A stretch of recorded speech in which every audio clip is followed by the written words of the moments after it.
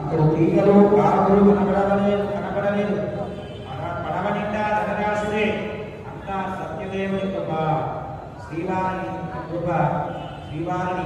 మనస్సులో తలుచుకుంటూ ధనం లభించిందన్న గర్వం లేకుండా భక్తితో శ్రీ సత్యనామం జపిస్తూ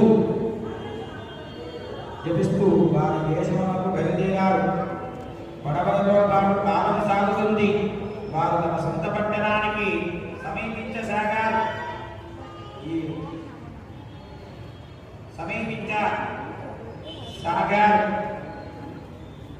ఈ విషయాన్ని ఒక దూత ద్వారా ఇంటికి కబురు పంపాడు షాపుగారు. సరిగ్గా అదే సమయానికి లీలావతి కళావతి సత్యనారాయణ వ్రతం ఆచరించుచుండిరి.